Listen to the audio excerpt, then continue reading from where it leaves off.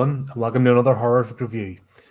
I wasn't too sure I was going to do one tonight. I was kind of struggling with the pick, and then found this movie randomly, watched it this evening, and I'm actually glad I did. By all intents and purposes, obviously we're talking about Ghost of War. You can see that from the title, all that good stuff. It looks like a generic soldier, zombie, ghost movie. Same beats. It's set in World War II. We've got a squad.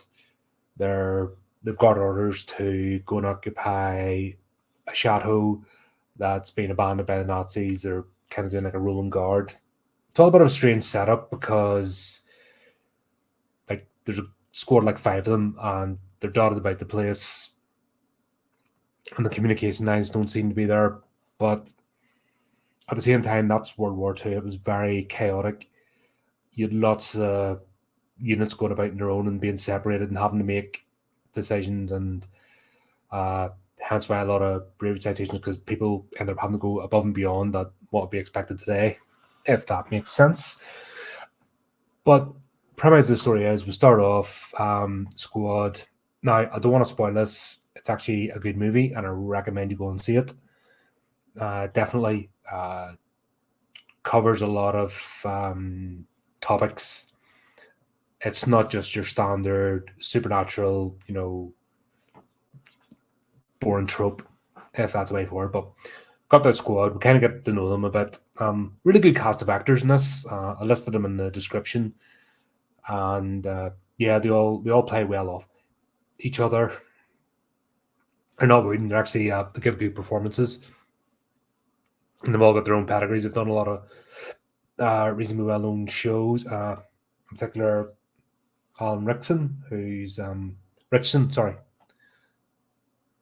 if you haven't seen Reacher series, season 2 apparently is coming out in production, so that'll be good. Fucking huge dude, but good acting chops as well. When I first saw him on the show, I wasn't too impressed, but that was just the character he's playing. But I've seen him since and a couple of things now, and been really, really good. But we've got a whole plethora of actors here. Really play off each other. But we've got this squad. Essentially, they're traveling through World War II journey. I think it's 1944 towards the end, and they're heading towards a chateau. And they encounter a squad, and it starts to bring the question: who's the good guy, who's the bad guy? Because the ambush a German convoy, and they're acting as bad as the Nazis, and it's that whole thing. Posing the question rather than preaching. If you dehumanify somebody, make them not human, does that give you carte blanche to do whatever you want and allow you to become the monster? So this theme's kind of played with us throughout the movie. Interesting done. Once again, it's not beating you over the head or preaching at you to make a decision. The question's posed. It shows, doesn't tell, so it shows their actions. And then you've got to ask the question, okay, because they're doing it to Nazis, does that make it all right?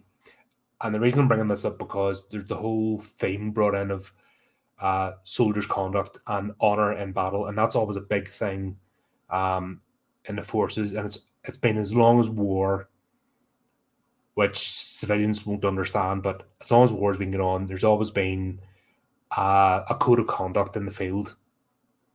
If that makes sense. Even from medieval times onwards, there's always been this code of conduct of how soldiers face each other on the battlefield.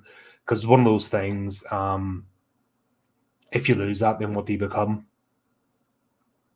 And this whole question's played with throughout this movie. So there's a couple of layers to it, as opposed to your standard supernatural flick. So once again, it's played. You see them encountering this German convoy, capture them, put an end to them. It's played out really well. They don't talk about it. It's not over exaggerated or preached. It's just it happens. You move on. Then they encounter a bunch of refugees fleeing one of the concentration camps, and then you see the kind of flipping character because you've got one guy. It's Bucci. You check the sniper. Anyway, one minute he's gleefully carving up a German soldier and steals one of their greatcoats, and then he encounters a set of refugees, and then he just, he's actually extracting their gold teeth and stuff, didn't really know it. And then he sees the horrors of the refugees escaping, and he just hands everything over that he had looted. And that's always a big thing. Even from Napoleonic times, looting was a big no-no. In fact, particularly in the British Army, that was a hanging offence. So if you went looted the dead or civilians or stole food, then that would get you hung. It's one of those, once again, this concept's played with. So you see this guy was gleefully carving up Germans, and then basically seeing the human side of him when he encounters these refugees. So we're not dealing with black and white characters. You're dealing with people having to deal with their situation and how they react. We move into the chateau, and they're relieving another squad. And that's our first warning that something's not right, because the other squad's like, we're out of here. You're a day late. We're meant to have went yesterday. See you. And even one of them leaves their pack behind. They're that keen to get out of the house. So straight away, something's up. But then again, nothing sinister, because they might be creeped out, but they're able to leave. And these guys are taking over. And then this is where the movie kind of, goes into the supernatural aspect. They're staying initially because they've been in the field. They're in a house. They can light a fire. They can eat food and drink and sit in the seat. And one of them's like, needing to change his socks. All of here the thing about being an exercise or being on patrol and stuff. 9 times out of 10, it's not the enemy. It's the flipping conditions that can wipe people out. Not having clean socks. Not being able to change yourself. You can get disease, rashes, and that can put somebody on their back almost as much as a bullet. So this is kind of played with too, which is interesting, but it all makes sense towards the end. By the way, I'm going to get to a certain point talking about this movie, and then I'm going to stop because I don't want to spoil it, because it is worth seeing. You know me. If I don't like a movie, I'll spoil it quite happily, just to warn you not to do it, but this is worth it. So this is where we start to play on that, to get comfortable, and then things start going bump in the night. And this is where it goes into the supernatural aspect, haunted house. They start getting visions, things start playing with them, things go bump and doors open, and they're trying to figure out how can I describe this best without spoiling it. If you've seen the others with Nicole Kidman, it's almost that reverse plot. Let's put it like that. It's playing with the idea of it being a supernatural entity, but there's something deeper going on. I'll leave it at that and let you kind of play that idea. But it's not that. But it's the best way I can describe of something with a twist and a deeper meaning. And it's not just, ghost haunts a house, ghost wants to do this. It's not that movie. But this is the trope that gets played throughout sort of the first half, while they're in the house. They keep trying to talk about, right, do we leave? Because they're starting to break down a bit. And then they're starting to talk about stuff. So these guys have done things that they're not proud of. Then they find a journal, and the journal's starting to describe the family that lived in the house before the Germans came and what happened to them. And then this starts really playing in their minds. So all the families being killed by certain ways. And then they start to get visions of it. It starts to really mess them. And then they get to the point of, right, they want to leave the house. And then a message comes over the radio that there's actually a German unit on the way, and they're cut off and they can't leave. We'll have a battle with the Germans who try to take the house. This is actually relevant because things happen with the squad that brings back more memories, and the house kind of becomes more alive. and even after them killing the Germans. And the funny thing is, they think it's a French family, and they keep trying to communicate. Look, what do you want? We're not them. How do we help you? They're not getting the answer. Now, you know me with ghost stories. My thought is ghosts are stupid and can't communicate. This couldn't be further from it. There's actually a reason as to why the ghosts are communicating the way they are and the way they're communicating and what they're saying. There's actually a reason behind it. So for once, it isn't your typical ghost story of a dopey ghost can't do things. There's actually a purpose and a reason, and it's actually linked to the squad that's in the house. Like I said, there's a few layers. It's actually really cleverly done. It's actually brought quite a few elements together really well without being over the top. As I started exploring the house to see arcane symbols and, the whole talk of the Nazis being fascinated with the occult and practicing things, and then they start trying to uncover the mystery, and they find a chest that has stuff in it, and find more journals and books, and they start to find out about the family. I'm trying not to spoil this, but it's all relevant. The story that they unfold becomes something else. And the kind of twist where the story goes for the last act is really well executed and done. Really enjoyed it.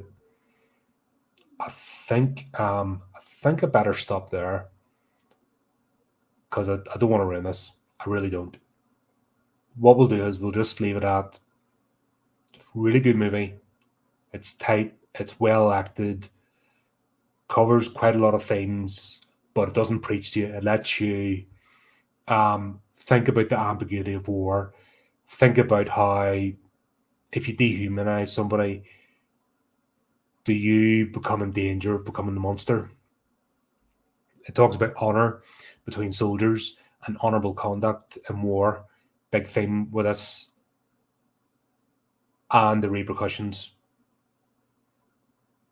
And then it goes into there is an actual supernatural element to this. So it's not a psychological drama. It is actually supernatural. But it's done with a twist. And it's a great twist.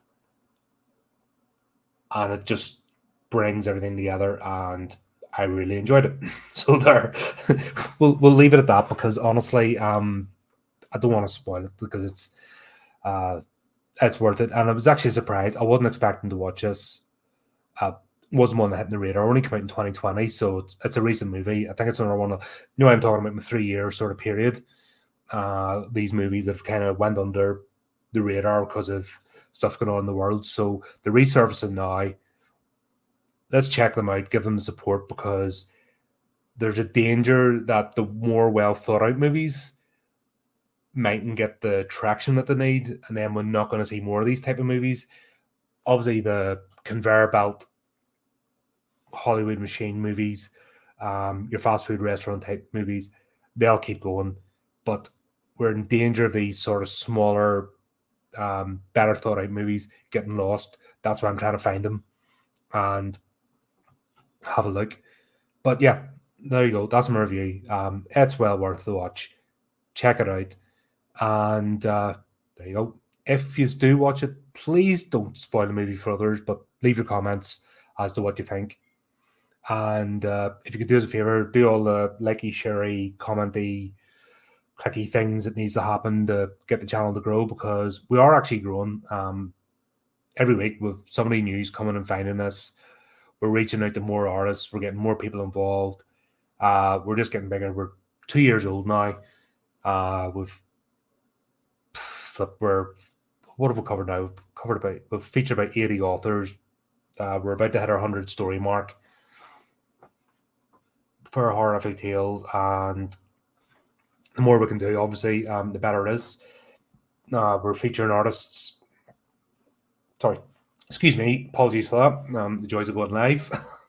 But yeah, we're featuring artists. We're trying to give them a platform, bit of a stepping stone. you guys can help us out. The more you share these videos, the more you interact and engage. Simple subscribe to the platform that you're watching this on, like the page or whatever. Just that wee bit of support just boosts the algorithms, gets us more visible, and helps us to help more people, bring more stories to light, and try and be an alternative to the usual yapping masses that just complain and want to fight with each other, and look at things a bit differently. So all that good stuff. But yeah, I'm rambling now. Yeah, I've been streaming too. I've been doing what was my fourth stream in a row over the last few days, so starting to babble a bit.